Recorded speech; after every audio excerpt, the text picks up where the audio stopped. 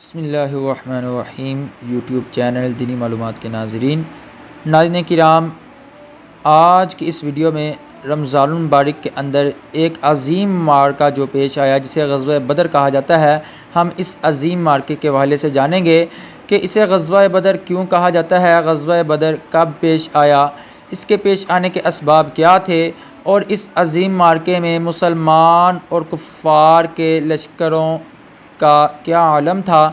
اور بعد از وقوع ہونے کے اس واقعے کے مسلمانوں نے کفار کے ساتھ کیا سلوک کیا۔ ان تمام سوالات کے جوابات اس ویڈیو میں آپ کو ملیں گے، تو اس ویڈیو کو آخر تک دیکھیے گا، انشاءاللہ دلائل کے ساتھ ان کے جوابات آپ کو ملیں گے۔ اس عظیم واقعے کو قرآن کریم کے اندر یوم الفرقان کے لفظ سے ذکر کیا گیا، پارہ 10 سورۃ الانفال میں، یوم الفرقان یوم التقى الجمعان، یعنی وہ عظیم دن جس نے حق و باطل کے درمیان فرق کر دیا۔ اس واقعے کو رب ذوالجلال نے قرآن کریم کے کئی پاروں میں ذکر کیا، جس طرح پارہ نمبر 4 سورۃ النساء میں اللہ تعالیٰ نے اس کو ذکر کیا، اور اسی طریقہ سے سورۃ الانفال پارہ 9 اور پارہ 10 میں تفصیلاً اس کا ذکر ہوا، اور آقا علیہ الصلوۃ والسلام کی احادیث طیبہ میں بھی اس واقعے کا ذکر کیا گیا۔ سب سے پہلے ہم جانیں گے کہ غزوہ بدر کو غزوہ بدر کیوں کہا جاتا ہے۔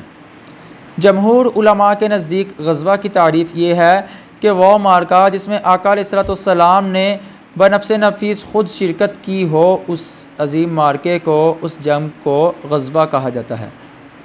اور بدر یہ ایک مقام ہے جو کہ مدینہ سے 20 میل دور ہے، اور شام کو جانے والے راستے میں یہ آتا ہے۔ اور اسے بدر کہنے کی ایک وجہ یہ ہے کہ ادھر ایک کنواں تھا، جس کنویں کا مالک جو ہے اس کا نام بدر تھا، تو اس بنا پر بھی اس مقام کو بدر کہا جاتا ہے۔ اور اسی حوالہ سے ایک اور اس کی وجہ ہے کہ دور جاہلیت کے اندر کفار جو تھے اس مقام پر میلہ سجایا کرتے تھے، اس بنا پر بھی اس مقام کو بدر کہا جاتا ہے۔ بدر کا جو عظیم معرکہ ہے یہ کس تاریخ کو پیش آیا؟ 17 رمضان 2 سنہ ہجری جمعۃ المبارک کے مبارک دن یہ عظیم واقعہ، عظیم معرکہ پیش آیا، اور وہ عظیم واقعہ، عظیم معرکہ کہ جس نے حق و باطل کے درمیان فرق کر دیا، اور کفار قریش کی طاقت، ان کی مال و دولت اور ان کے تمام گمن کو ختم کر دیا۔ اور تاریخ دنیا کے اندر یہ بات لکھی گئی کہ اللہ تعالیٰ کی مدد جو ہے یہ فتح کے لیے زیادہ ضروری ہوتی ہے، نہ کہ اسباب اور مال و دولت کی زیادتی، جو کہ کفار کے پاس مال و دولت، اسباب بہت زیادہ تھے، جبکہ مسلمان تعداد میں بھی کم تھے، اسباب میں بھی کم تھے، لیکن کیونکہ ان کے ساتھ اللہ تعالیٰ کی نصرت اور آقا علیہ الصلوۃ والسلام کی عنایت شامل تھی، اس بنا پر تاریخ کے سنہری حروفوں میں اس واقعے کی فتح مسلمانوں کے حق میں لکھی گئی۔ غزوہ بدر کیوں پیش آیا؟ 2 سنہ ہجری رجب المرجب کے مبارک مہینہ میں آقا علیہ الصلوۃ والسلام نے مدینہ شریف میں 12 اصحابہ کرام پر مشتمل ایک ٹیم بنائی، جن کی ڈیوٹی یہ تھی کہ کفار قریش کے تجارتی قافلوں کی نقل و حرکت پر وہ نظر رکھیں۔ اتفاق سے انہیں کفار قریش کا ایک قافلہ مل گیا، اور ان کے ساتھ اس گروہ کی جرب ہوئی، جس میں ایک کافر عمر بن حضرمی جو تھا وہ مقتول ہوا، اور بقیہ کو قید کر لیا گیا۔ جب آقا علیہ الصلوۃ والسلام کو حضرت عبداللہ رضی اللہ تعالیٰ عنہ نے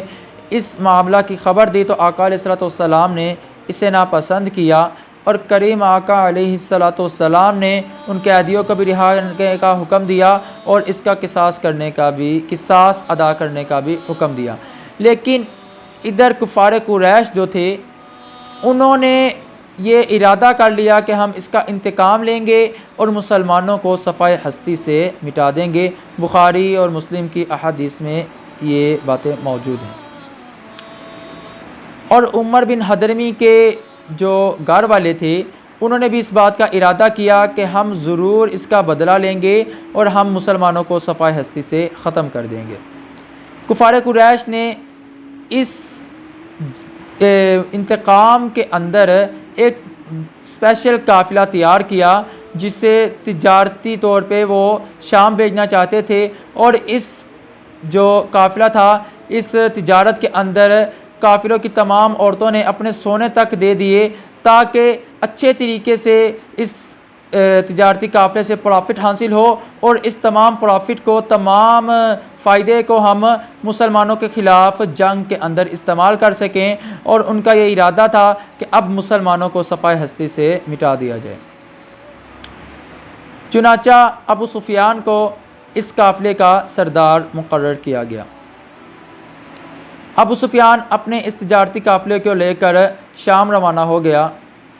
اب جب شام سے وہ واپس آ رہا تھا تو واپسی پر اسے خطرہ ہوا کہ کہیں مسلمان جو ہیں وہ اس قافلے کو لوٹ نہ لیں۔ اس نے ایک قاصد کو مکہ کے اندر بھیجا تاکہ وہ جا کے ادھر سے امداد لے کر آئے، یعنی مدد لے کر آئے۔ اب اس قاصد نے مکہ کے دستور کے مطابق اپنے اونٹ کی ناک کو چھیل دیا اور ایک رنگدار کپڑا ہوا میں لہرا کر انہیں یہ خبر دی کہ قافلہ جو ہے وہ خطرے میں ہے، اسے لوٹ لیا گیا ہے۔ چنانچہ تمام کفار جو تھے وہ اسلحے سے لیس ہو کر اس قافلے کی مدد کے لیے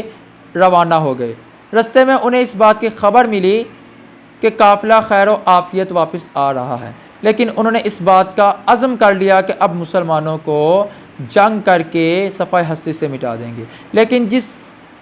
کی مدد خالق ذوالجلال کرنے والا ہو اسے نہ کوئی آنچ ہے اور نہ ہی کوئی پریشانی ہے۔ اور اس عظیم مارکے کی ایک وجہ یہ بھی تھی کہ کافروں کے ایک سردار نے مسلمانوں کی چراگاہ، مدینہ کے باہر جو چراگاہ تھی، اس پر حملہ کر کے مسلمانوں کے مویشیوں کو چرا لیا، اور مسلمانوں نے اس کا تعاقب بھی کیا لیکن وہ فرار ہو گیا۔ اس بنا پر حالات بہت کشیدہ ہو گئے۔ پہلے تو اس بنا پر جو قافلہ ابو سفیان کا آ رہا تھا، اور اسی طرح عمر بن حضرمی جو تھا اس کے قتل کی بنا پر حالات کشیدہ تھے۔ پھر کفار قریش نے جو حملہ کیا اور مویشی لے کر چلے گئے، اس بنا پر مسلمانوں اور کفار کے درمیان حالات بہت ہی زیادہ کشیدہ تھے۔ اب جب ابو سفیان کا قافلہ واپس آ گیا، لیکن کفار قریش نے یہ ارادہ کر لیا کہ اب مسلمانوں کو صفحہ ہستی سے مٹا دیں گے۔ بخاری شریف اور مسلم شریف کے اندر اسی مضمون سے حدیث مبارکہ موجود ہے۔ چنانچہ کفار قریش نے بدر کے میدان میں آ کر پڑاؤ ڈال لیا، اور انہوں نے اپنے لیے بڑی اعلیٰ جگہ کا انتخاب کیا۔ تمام چشموں اور کنوؤں پر قبضہ کر لیا، یعنی پانی پر انہوں نے قبضہ حاصل کر لیا۔ جبکہ مسلمان 16 رمضان المبارک کو اس میدان میں تشریف لائے، اور مسلمان اور کفار کے جو لشکر تھے ان کی تعداد کیا تھی، ان کا مال و اسباب کیا تھا۔ مسلمانوں کی جو تعداد ہے یہ 313 تھی۔ اسے تفسیر نعیمی میں بھی ذکر کیا گیا، تفسیر کرم علی شاہ جو کرم علی شاہ رحمۃ اللہ نے تفسیر لکھی اس میں بھی ذکر کیا گیا۔ احادیث میں بھی جو تعداد ذکر کی گئی وہ 313 ہے، اور مسلمانوں کے پاس 2 گھوڑے، 70 اونٹ، 6 زرہ۔ زرہ اس لباس کو کہتے ہیں کہ جو جنگ کے درمیان تلواروں اور اسی طرح آلات کے زخموں سے بچنے کے لیے استعمال کیا جاتا ہے، اس لوہے کے لباس کو زرہ کہتے ہیں۔ مسلمانوں کی 313 کی جو تعداد تھی ان کے پاس صرف 6 زرہ موجود تھی، اور ایک روایت میں 7 کا بھی ذکر آتا ہے،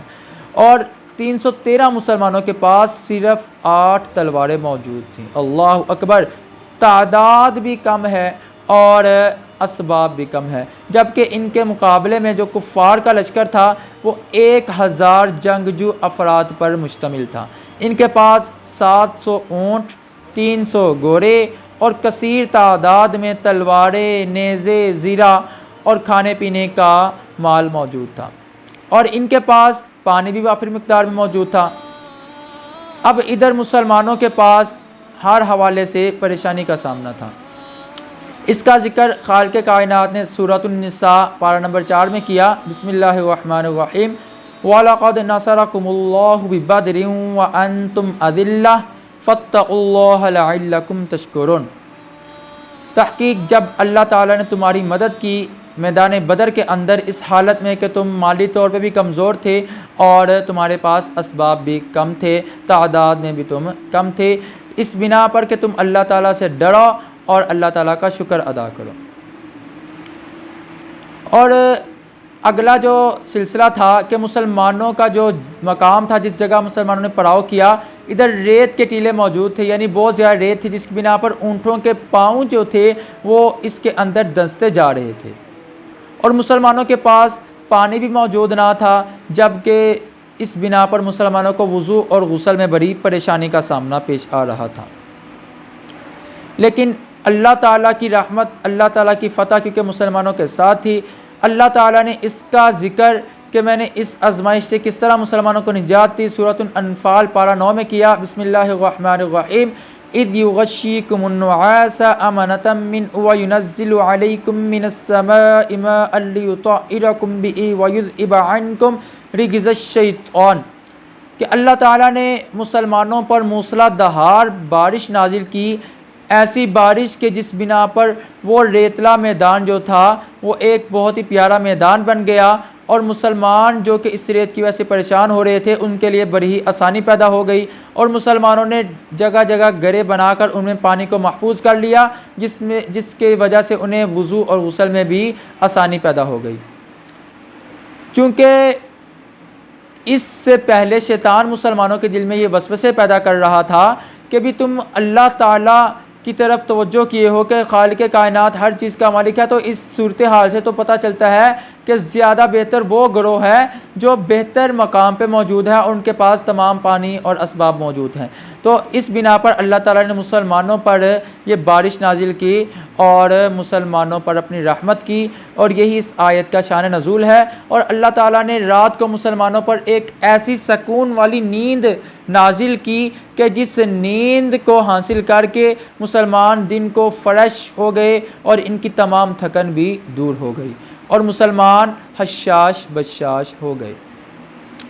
تو یہ تمام وجوہات جو میں نے پیچھے بتائیں یہ وہ تھی کہ جس بنا پر یہ عظیم واقعہ پیش آیا، اور اس میں مسلمان اور کفار کا جو لشکر تھا ان کی تعداد سے پتہ چلا کہ ظاہری طور پہ اسباب نہ تھے، لیکن اس معرکے کی فتح یہ بتاتی ہے کہ اللہ تعالیٰ کی مدد شامل حال ہو تو نہ مال کی ضرورت پڑتی ہے نہ اسباب کی زیادتی کی ضرورت پڑتی ہے، بلکہ اللہ تعالیٰ کی رحمت سب کچھ بہتر کر دیتی ہے۔